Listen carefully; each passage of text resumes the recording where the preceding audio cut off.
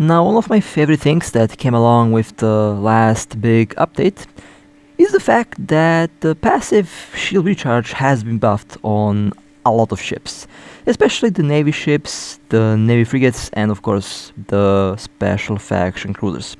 Now, the special faction cruisers have had a lot of passive shield recharge, but they have been nerfed, but now they have returned some of it. So it's kind of a weird roller coaster ride in terms of the passive shield recharge in the last couple months. So let's take a look at the Fiend's trade description. Now the stats of this ship remain the same. This is still the same good old Fiend that we know, basically a buffed Phantasm. A Phantasm with a bubble that prevents ships from warping, basically. It's a very interesting ship, and it also has a very interesting special mode.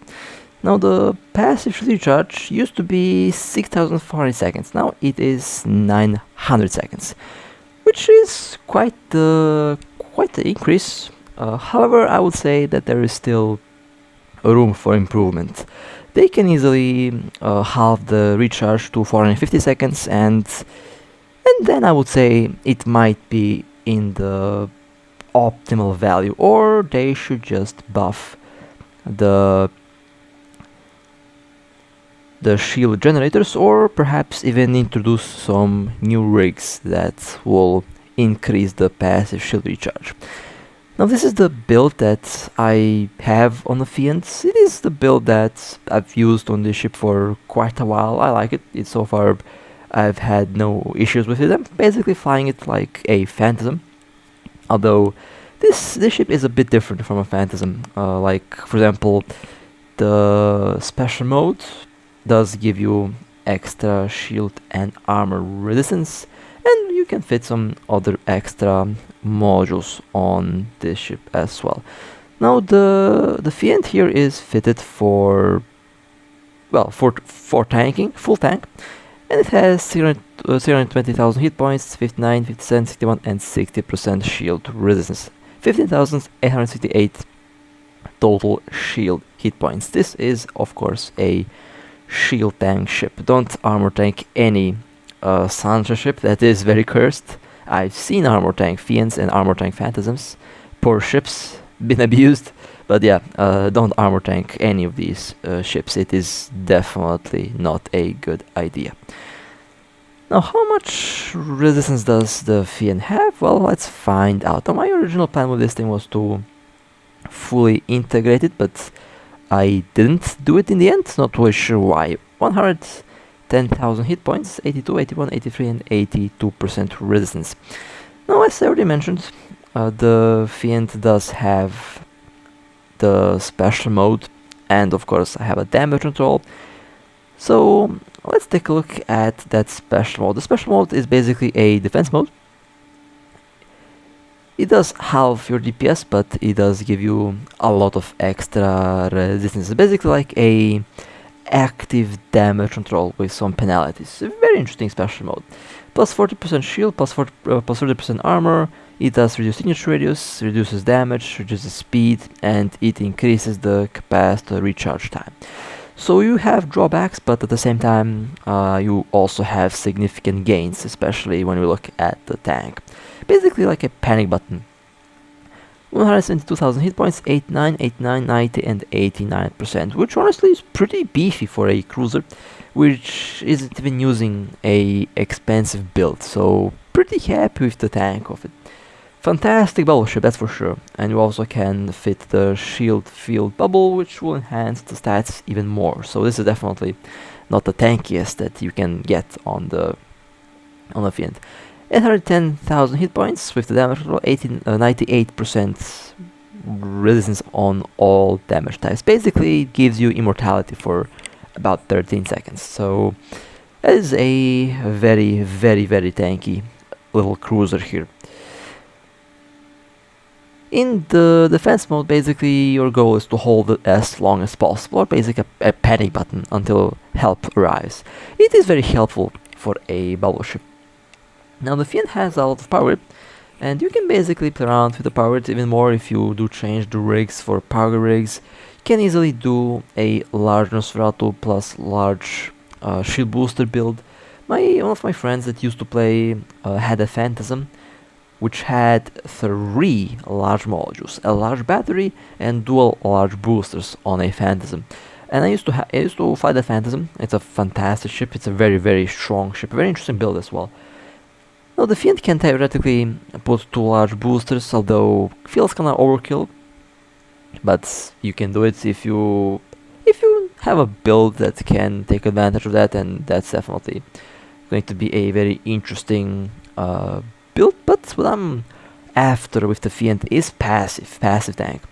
Now, with one extender I have 26,000 hit points. I forgot my general unit for the shield extender somewhere, but it would be about 40,000 shield with the general unit that I usually have on the ship. Now, ideally I would like to use a large shield extender plus a large shield generator. Basically they're made to be used side by side, and with a right build you can easily just use a large booster and a large generator. Would be a fantastic passive tank. Or basically you can use only one generator and the same build with the damage control. However, the problem with that is there is no module on the market because, well, no one is looking for the module, unfortunately. But yeah, that's something that developers can't fix at the moment, because that's something that the community has to go and find, but no one does, so there is no large generator on the market at the moment. And with the passive build you can easily go and just use the dual web and scrambler setup, because you don't have to use a lot of capacity. But Nosferatu can be very beneficial, since this is after all a ship that uses lasers, and lasers use capacitor. Basically energy weapons, they can be quite tricky if your ship isn't capacitor. So 160,000 hit points, 82, 81, 83 and 82%, which is a pretty nice tank. It goes 1.7 kilometers per second, can be much faster, but this is decent speed for this ship.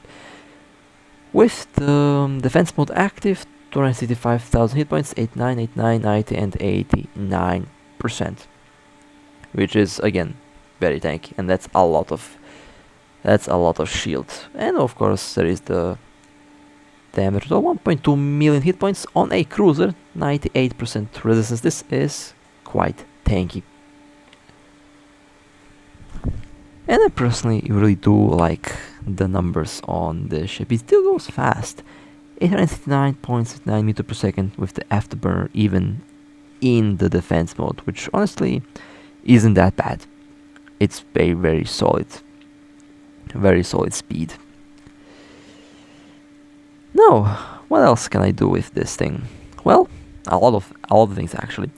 You can do a beam laser build if you want a kite, long range Fiend build, although I personally prefer pulse lasers because that's just how I roll with this ship. Already has a very nice optimal range basically. Now if you do change the rigs a little bit, you can do a dual large extender build or a dual large shield generator build if you have the skills and rigs for it. But out of curiosity, let's see how much hit points I can get with dual large extenders. Now, if I had my shield extender general unit active, which I don't have at the moment, it would give me about 55 to 60,000 shield hit points. And of course, with different modules, I have the protector extender somewhere. I misplaced a lot of my modules recently because I've been moving stuff left and right.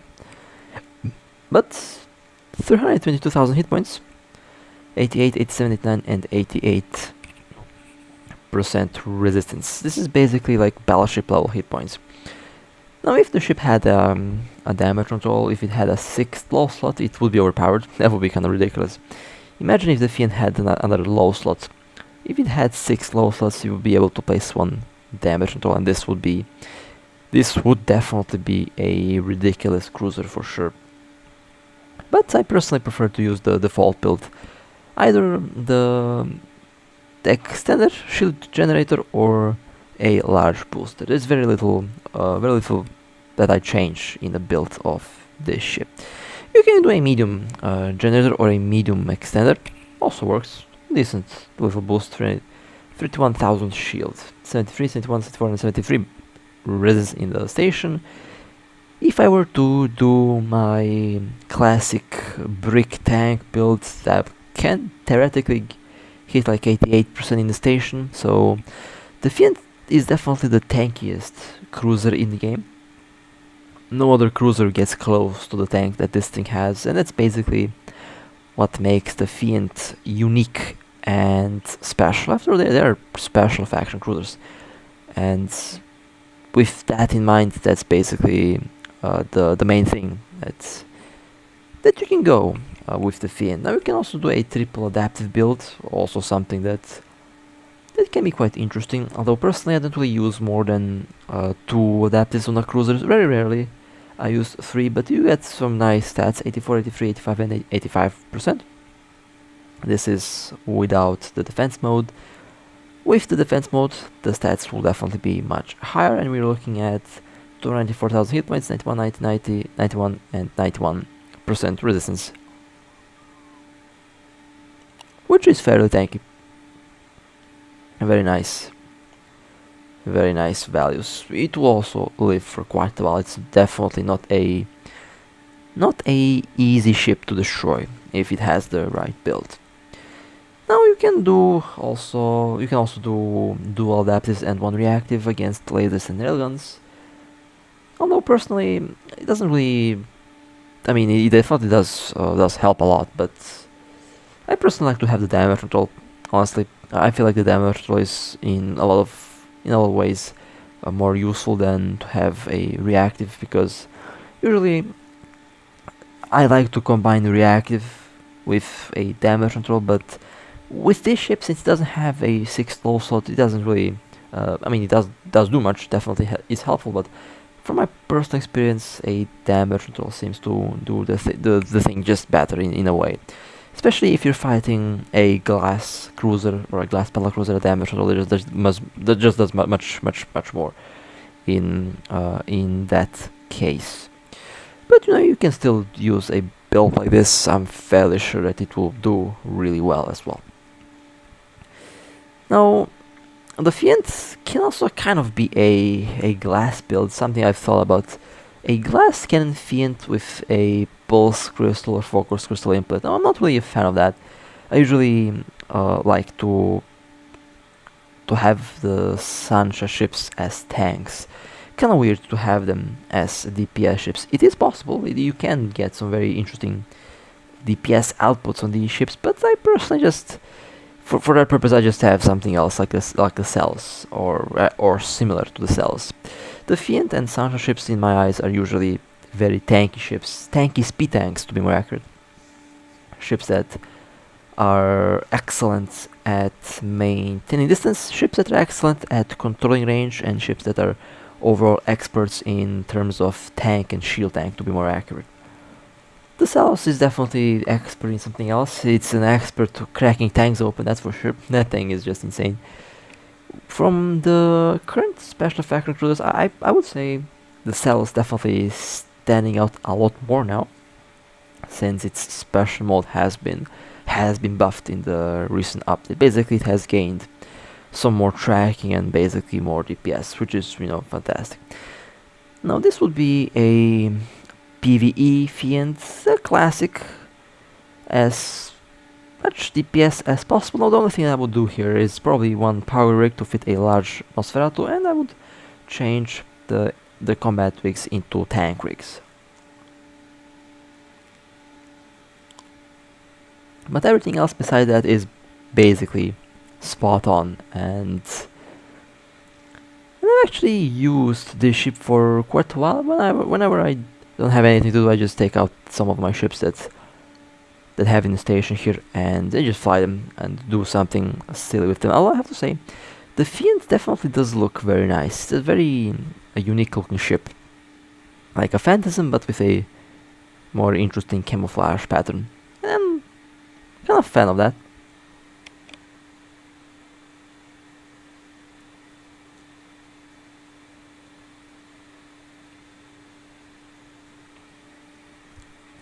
Now, for high sec, you can use any ship that you like basically.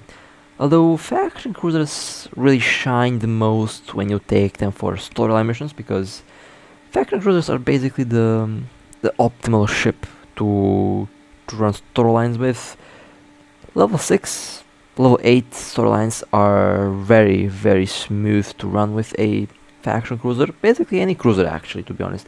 You can even make a Caracal Navy run storylines without a problem, which is, you know, something very interesting. But faction cruisers, their main purpose in low sec can be PvP and PvE, depending on what you like to do.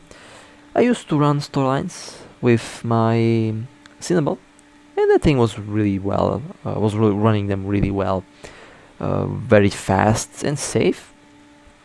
Basically, if someone does scan, you can get the scan notification and basically warp out on time, because most solo scanners are going to be in a cruiser, in a frigate, and usually their scanners are not really that good. Only a dedicated scanner can basically give you can give absolutely no pings when scanning around. But a good scanner is kind of rare nowadays, so you can easily just run storylines with faction ships. Now, the safest space for storylines is Mimatar and Amar space, because most of the hunters are in Caldari and Galente. Including myself, I am also in Caldari and Galente basically. So if you are playing to run storylines, definitely the Mimatar space and Amar space would be the way to go, because usually the storyline systems when I was looking there, when I was roaming around, were quite empty, but it was actually very chill to be there. And it is, I would say, much more difficult to catch players in that space, because usually when someone pops in local, they expect someone to hunt them, so they warp out. That's the opposite in Galente and in Caldari for some reason. I would expect to be the opposite actually. I expect them to be more careful in space where there's lots of pirates, but that doesn't seem to be the case for some reason. A lot of very unusual things have been happening lately in the game that I kind of don't have an answer to be honest, but yeah. Overall, that's just how it goes. So if you are planning to run storylines, definitely check out Amar and Mimatar space. I would personally recommend that you go towards the deeper low sec. Deep low sec is generally very safe, and deep low sec can also give you some very nice missions, very nice purple missions. There are some systems that do give a lot of very nice laboratory missions that you can run, and basically no one goes there for some reason. So it's just another opportunity that you can take advantage of if you know where to look, basically. But deep low sec usually is a gold mine, at least from my experience. And deep low sec is also quite chill, a very relaxing space to be at. If you are a small corporation that is looking to inhabit a system, I would suggest a good starting point would be deep low sec, because deep low sec is usually very chill, and it has a lot of different things that you can do there, ranging from dead space anomalies, exploration, missions, mining, anything that you want. Basically, you can find there.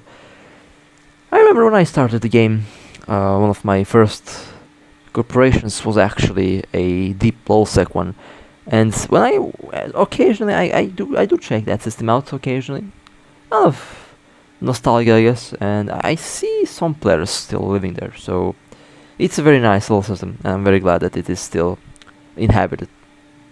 So if you're looking for a very easy start, or for a very chill start to be more accurate, then definitely I would say check out Deep Low Sec. It is a very interesting place to be in. because it has very interesting things. Honestly, it's profitable, and there is a lot of it. There's a lot of regions that are just waiting to be inhabited. So that would be my recommendation. That I can give from my experience here. Now I just can't get enough of how photogenic this ship is. It just looks nice. You can get some very nice screenshots with the Fiend, and I love a nice screenshot. I have a large collection of screenshots from the game, and I have a nice collection of weep stuff as well. Let's not go there. Sometimes I really hope that I don't accidentally open my gallery. It would be, I would have some explaining to do for sure. I would have some explaining to do for sure. And yeah, some very nice stuff there as well. I'll just leave it at that. But yeah, I really do like the special faction cruisers. I'm really hoping that they add more of these ships. Now, I'm not a fan of the boxes, that's for sure, but I'm a fan of the ships. They're very nice. They're very nice ships. Now, the insurance price on this thing, I think it's about the same. Sometimes it goes like plus 1 or 2 billion up and down, depending on how much the price on the market is. The main reason why the ships are so much on insurance is because that's just how much it actually costs to build them. They didn't just pull out the number of all of the rears. They actually that's how the market works. It is an actual estimated price, billing price for these ships. And yes, it's pretty dumb that they actually made the boxes available the way they did. Because if the boxes weren't available, then I mean I can see why they added them. If there were no boxes, these things would be like super rare, extremely rare, very powerful, and not too sure if anyone would fly them, because you know the way how to obtain them, it means you have to actually do an industry, and it means that you actually have to play the game. It is much easier to just buy the ship with the box, and that's the reason why they knew that these ships would be very unpopular if there was no box. Basically, that's how I look at it. That's basically what the signs on the road tell me. If there were no boxes, no one would fly these ships. Basically, that's how it would go. Unfortunately, that's just the thing that is happening. I try to change things, but you know, I feel like the guy that was pushing the rock up a hill. I feel like the guy was pushing that rock up a hill. It's kind of funny when I think about it. But yeah, the Fiend definitely is a very nice boat. Now, the speed tank on this thing is awesome. Here I'm purposefully keeping a range. I'm just trying to see how much I can repair, how much shield this thing can boost. But against missiles, you will have no issues against missiles. This thing is a monster speed tank. It is very fast, so you can easily speed tank missiles without a problem. And one of the things that I like about this thing is the speed. I'm fairly sure that I can get this thing up to 3.3 km per second maximum velocity. It has no nanocore. I didn't buy the nanocore for it. It has no rigs for speed. It definitely can be much faster than this. Although if you go very fast, your tracking is going to be a bit impacted. Now I know that they have buffed the tracking. I kind of forgot what they changed on some of the ships. I know the Fiend had received a small buff on, I think, on tracking, or the latest have received a bonus on tracking in general. But the speed it can be sometimes too much for this ship. Sometimes when you're orbiting, the ship can basically move too fast, so you will have to manually adjust the orbit. Now, so far I have no such issues. It does slap. I mean, it does some very nice damage. I really love the alpha damage on the lasers. Lasers they used to be my primary weapon. I used to fly the Phantasm a long time ago. I used to fly the Phantasm as my primary ship, and this is why I do have a special place for Sansha ships. They're basically like the Sansha. The Fiend was my first faction cruiser. I believe it is definitely my first faction cruiser, and of course my first faction cruiser died in PvE. Kind of kind of funny how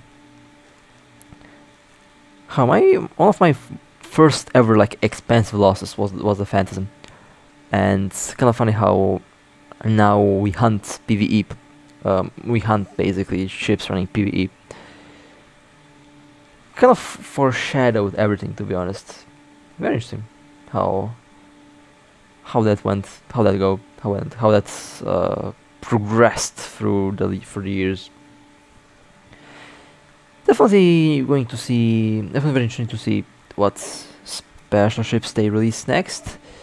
I already have a theory that the next special ships are going to be destroyers. I just have the feeling that they're going to be destroyers. We received battleships, we received frigates, we have received cruisers. So the next logical thing would be destroyers or battlecruisers. These are the two things: either the cruiser, either battlecruisers or destroyers. That's the next thing that might be added. I would personally place my bets on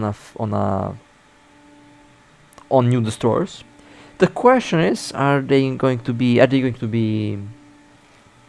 like the special destroyers from EVE Online, which do exist, by the way, although performance-wise they don't really seem that interesting. So if they do add some destroyers, it is most likely going to be tactical destroyers. That's just what I think is going to happen. Tactical destroyers are definitely the next thing that could potentially land in the game. They have a special mode. They have special modes. They have different special modes. They have different traits, and very similar to how the special modes on the special factory cruisers work. So my guess is that the next major thing is going to be new destroyers. Of course, I could be wrong. Could be tactical cruisers, which I'm also a big fan of. So tactical cruisers, tier 3 cruisers, special destroyers, or tier 3 destroyers, or navy battle cruisers. One of these three things is probably the next thing to be added at one point. And of course, there is the thing that I was talking about for a while now: young ships that could land in December this year, in 2 months from now. So that's just some of the things that I'm talking about. I'm just following my feeling.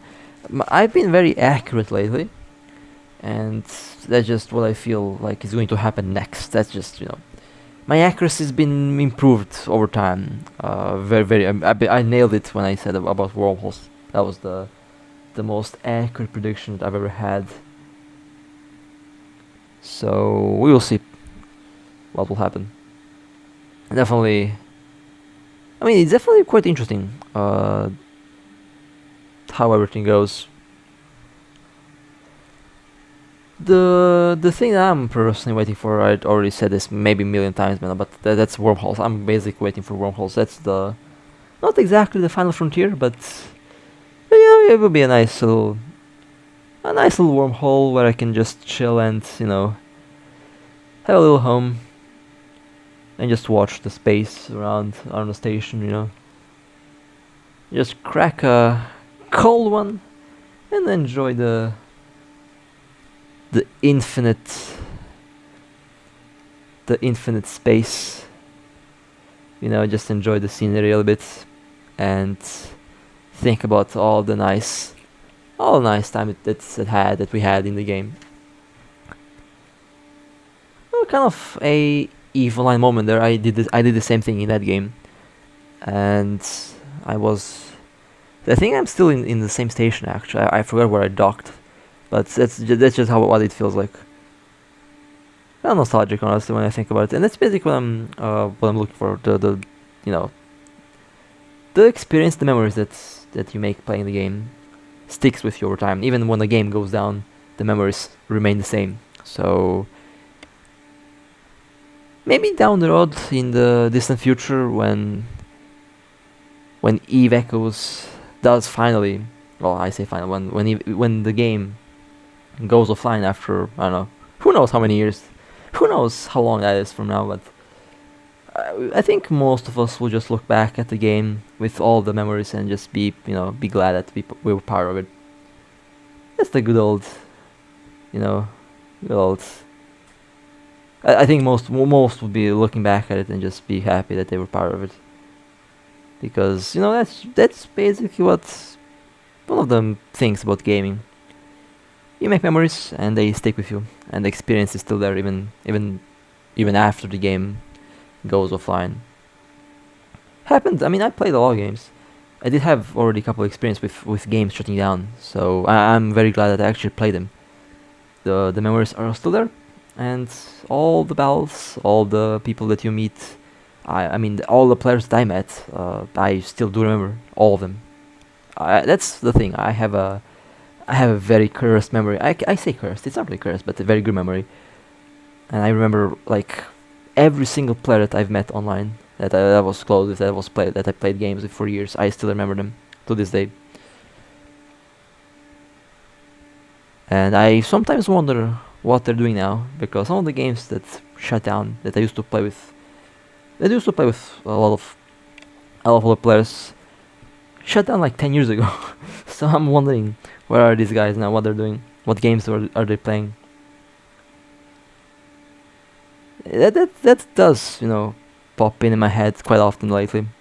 Really wondering what all the people that I met are doing now. What are they playing? Who knows? Maybe they're playing the same game. Maybe we're playing the same game. We're just not realizing it. Just using a different username, or think like I have like 10 different usernames for various games that I played. And maybe they have the same thing. There were some players that I found in different games that I actually managed to get in contact with, and I'm very happy about that. But all of them probably use different usernames, so yeah, I'm really wondering what they're doing now. And maybe, I mean, that feeling will just get enhanced down the road. I mean, I can bet like 20 years down the road, I'll be asking the same thing. What are the guys doing that I used to play this game with like 20 years ago?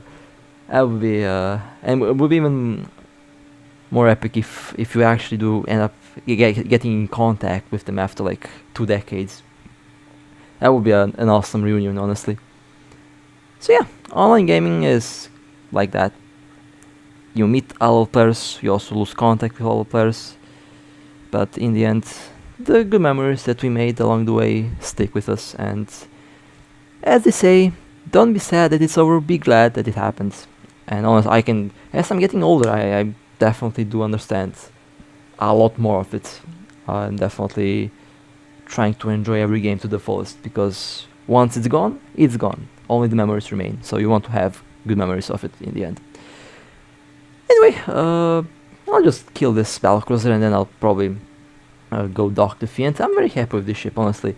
The thing that I would change, I would still buff the path recharge, or at least buff the modules, buff the ship generators, or even give new rigs that increase the passive shield recharge, or a bit of everything basically. Enhance the ship, enhance the rigs, enhance the modules, and if they do that, then I would say it's probably going to be in the right position, in the right spot. But I do like the change. I do like the pass reach. Definitely 900 seconds is definitely better than 6,000 seconds. although honestly, it is still like there's a lot of room for improvement. And the important thing is to get things going in the right direction. And I think I'm pretty good with that so far. So yeah, that would be the Fiend. Honestly, I'm very happy that I didn't sell this ship. I actually did have plans to sell it.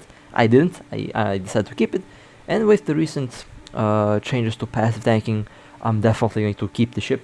And maybe down the road when they do buff even more, which will definitely happen, since the ships, it's definitely moving in that direction. I like the where things are moving in terms of passive tanking. It's definitely moving in the right direction. So very exciting to see more buffs to passive tanking, and Will be very fun to see what the Fiend can do when the modules or the ship has been buffed even more. So with that being said, I hope you guys enjoyed. This was the Fiend, a very nice little cruiser.